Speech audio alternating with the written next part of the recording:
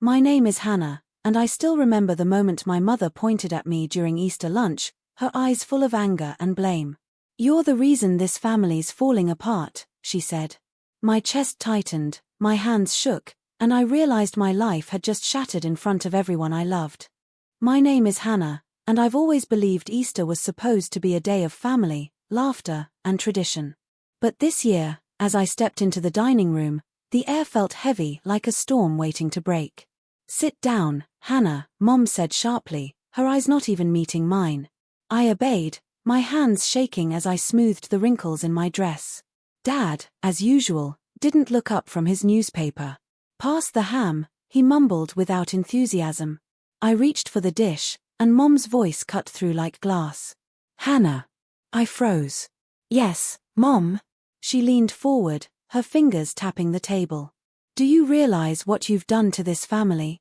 I blinked, confused. I don't understand. You know exactly what I mean. You're the reason we're all so miserable, she said, her voice cold, sharp. Dad coughed nervously, glancing between us. Margaret, maybe. No, Ethan, Mom snapped, silencing him. She needs to hear this. I felt heat rise to my cheeks. I don't know what I did. I whispered, barely audible. Lily, my younger sister, shifted in her seat and avoided looking at me. Mason fiddled with his fork, pretending not to listen. I felt completely alone, surrounded by people who were supposed to be my family. Mom's gaze pierced me. You always think you're perfect, don't you? Always blaming everyone else. But you, Hannah, you've torn this family apart. Can't you see the chaos you've caused? I didn't mean to, I started, my voice breaking. You didn't mean to? Do you even understand the pain you've brought? Her words stung, sharper than any slap.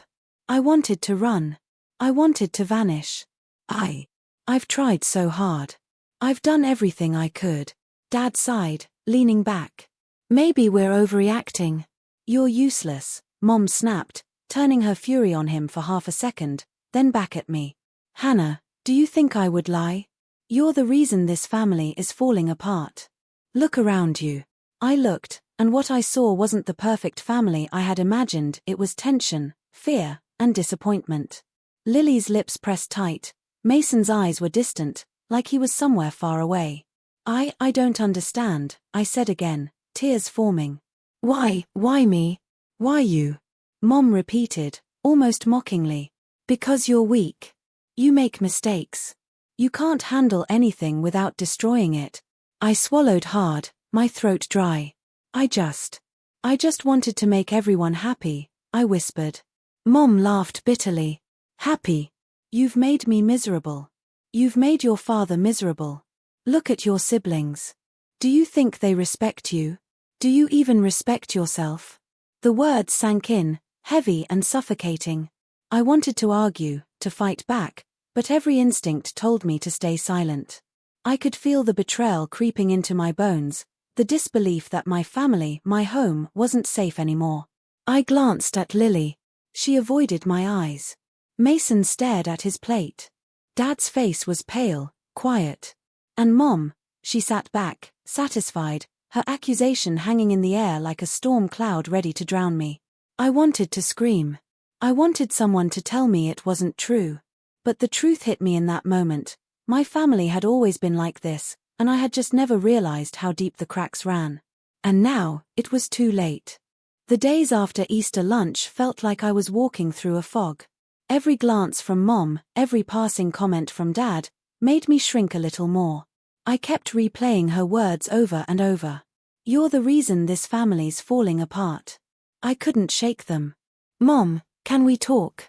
I asked one evening, my voice barely above a whisper.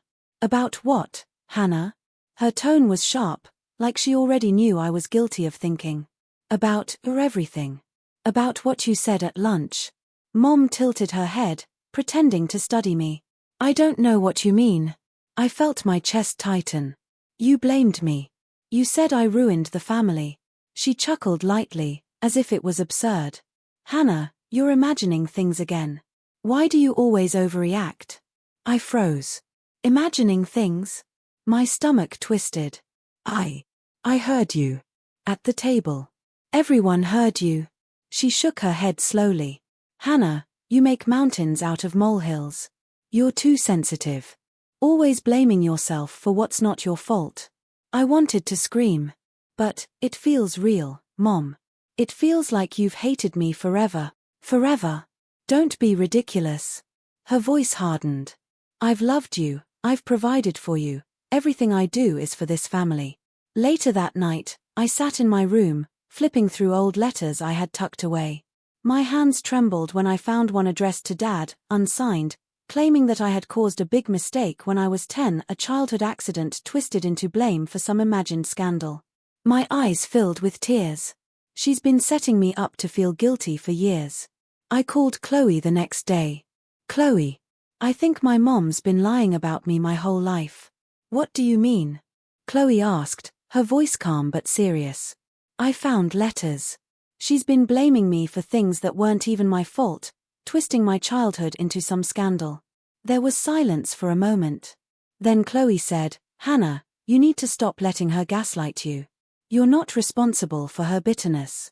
You need to stand up for yourself. I don't know if I can. She makes me feel small. Like I can't do anything right. I know, Chloe said softly. But that's not your truth. You've been carrying her poison for too long. You need to fight back. The next day, I confronted Mom again.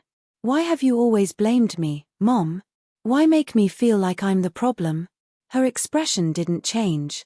Hannah, you've always been dramatic. You see problems where there are none.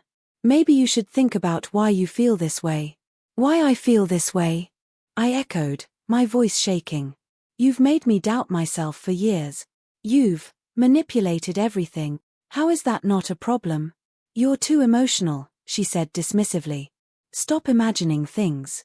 You'll thank me when you're older for keeping this family together. I wanted to hit something. I wanted to run. I wanted to curl into a ball and disappear. But Chloe's words echoed in my mind. You've been carrying her poison for too long. You need to fight back. For the first time, I felt a flicker of strength. Maybe I wasn't crazy. Maybe I wasn't the one tearing this family apart. Maybe I could reclaim myself. That night, I wrote in my journal, I am not her lies. I am not her anger. I am my own person. And for the first time in years, I believed it. I couldn't keep pretending anymore. Every day I felt smaller, trapped by Mom's lies and constant manipulations. Something inside me snapped one morning as I looked in the mirror. I said aloud, even though I was alone, I'm done. I won't let her control me anymore. That evening, I found Dad in his study.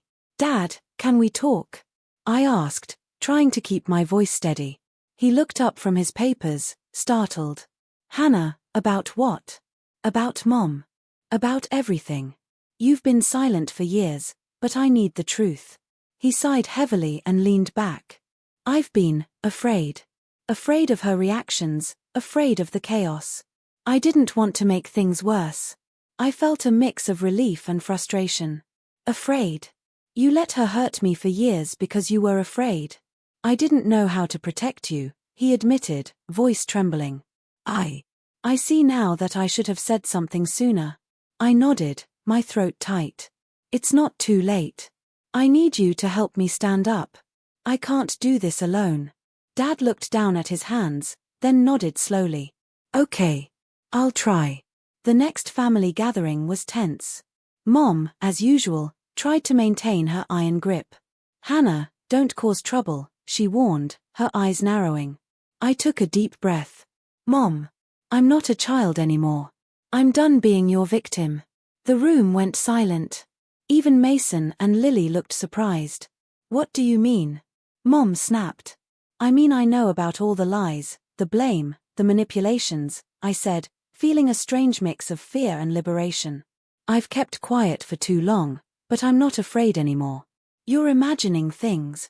Mom shrieked, her face turning red. I've got proof, I said, sliding the old letters across the table. Dad gave me a supportive nod. These letters show how you've twisted my childhood into blame and shame. Mom froze. Her voice dropped. Hannah, those aren't. They are, I interrupted, my voice firm. You've tried to make me feel guilty for things I didn't do. You've controlled every part of my life. And I'm done. The tension in the room was electric. My siblings looked at me with wide eyes, some relief in their expressions. Mom's face twitched as if she were searching for control but couldn't find it. Later that night, I sat on my bed, tears slipping down my cheeks. Chloe called. Hannah, I heard about the confrontation. You did it. You stood up. I did, I whispered. And it was terrifying. But I feel lighter. For the first time in years, I feel like I have a voice. Good, Chloe said softly. Now, don't stop. Keep building your life. Don't let them drag you back. I wiped my tears and made a decision. I'm moving out. I'm focusing on my career, my independence. I'm done hiding. The next weeks were hard but freeing. I packed my things, signed a small apartment lease, and started working on projects I'd put off for years. Each small victory, finishing a work assignment, paying my own bills, deciding my own schedule, felt like reclaiming a part of myself that had been stolen. Even in those moments of triumph, flashbacks of Mom's harsh words still stung. But every time I remembered them, I whispered, I'm stronger than this. I'm free. Family events became a test of wills. Mom tried to manipulate me, subtly criticizing choices I made, but cracks were showing. Relatives noticed her anger, the tension she caused, and slowly, whispers of judgment reached her ears. Karma, subtle but undeniable, began its work. One evening, Dad hugged me. I'm proud of you, Hannah. You're finally standing on your own. I smiled through my tears. It feels amazing. Terrifying, but amazing. For the first time in my life, I realized I didn't need anyone's approval to be myself. I had my voice, my strength, my future. And nothing, no lies, no manipulation, could take that away from me. The family reunion was in full swing, a large backyard filled with relatives laughing and chatting, unaware that this would be the day everything changed. I clutched a small stack of documents in my hands, my heart hammering. Chloe's words echoed in my head, you've carried her poison long enough. This is your moment. Mom, I said, stepping forward as Margaret poured herself a drink. She glanced at me with that usual haughty expression. We need to talk. She raised an eyebrow. About what, Hannah? Don't tell me you're still upset over your little imagination. I swallowed the lump in my throat. I'm not imagining anything. I've carried your lies, your blame, your manipulations for years, and I'm done. The room quieted. Even Dad and my siblings paused mid-conversation to watch. You can't say that. Mom stammered, her face red. Yes, I can, I said firmly, my voice steady now. I have proof. Letters, messages, evidence of how you've twisted my childhood, blamed me for things I didn't do, and tried to control every part of my life.